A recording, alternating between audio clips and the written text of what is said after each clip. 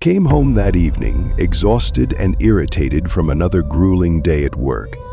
The winter storm outside had been relentless, whipping icy needles of wind against my face as I wrestled with the stubborn lock on my apartment door. Finally, stepping into the warmth, I kicked off my boots and let out a heavy sigh. The apartment was unusually quiet. It felt normally my cat Whiskey would rush to greet me, meowing impatiently for food or attention. His predictable antics were a small comfort, a reliable part of my day. But not tonight. Tonight, there was no sound except the faint hum of the fridge in the kitchen. I found him in the living room, perched on the arm of the couch. His tail twitched once, then twice, and his green eyes fixed on me. "Whiskey?" I called, my voice more uncertain than I intended. He didn't move, didn't blink. His ears stood rigid, and his pupils were wide as if he were staring into a void. That's when I felt it. A cold, unnatural chill that wrapped itself around my shoulders and seeped into my bones. Something was behind me. I tried to rationalize it. A draft? No, the windows were closed. A shadow? No, the lights were steady. The air itself felt heavy, pressing against my back like a hand. Every instinct screamed at me not to turn around, but curiosity, or maybe foolishness, pushed me forward. Slowly, as if in a dream, I turned my head.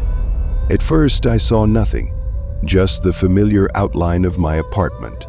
The hallway leading to the bedroom was empty.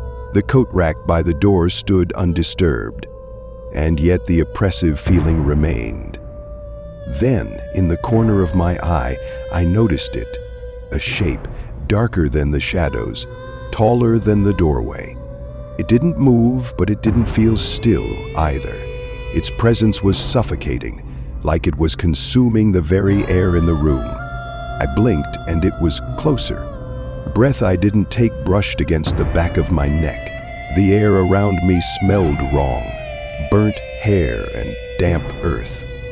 My muscles locked, as if my body itself was refusing to acknowledge what my mind already knew. Whiskey hissed, a guttural, primal sound I'd never heard before.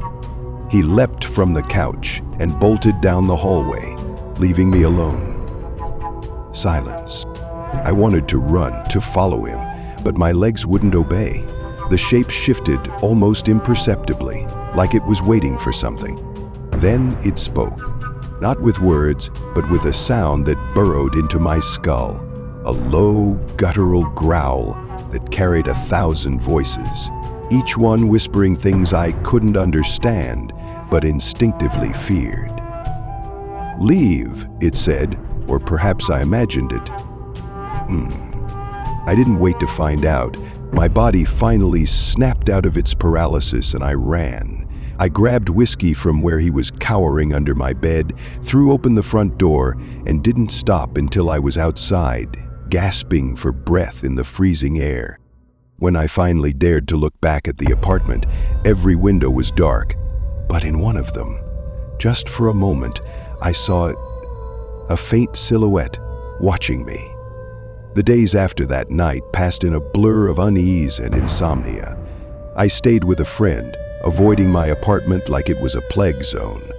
Whiskey refused to leave my side, his usual playful energy replaced with nervous glances and sudden growls at empty corners. But the presence hadn't left me. It started small.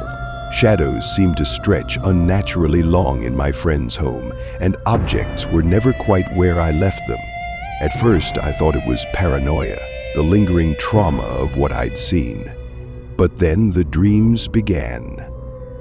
Every night, I saw the shape in the corner of my room, growing closer with each blink. Its whispers filled my head, promises of things I couldn't comprehend, but knew would destroy me if I listened too long. "Has the condor returned?" crisped my father-in-law that night.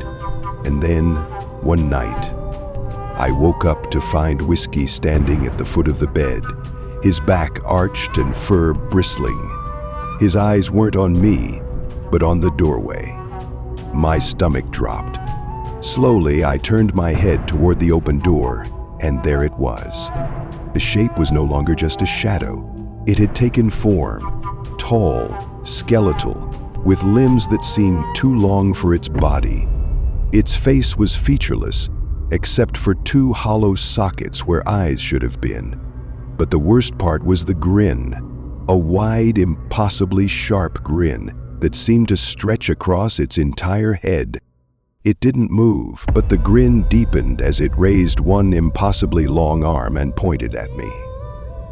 I screamed. My friend burst into the room, the lights flicking on and the shape was gone. But the grin, I could still see it, burned into my vision like a horrible afterimage.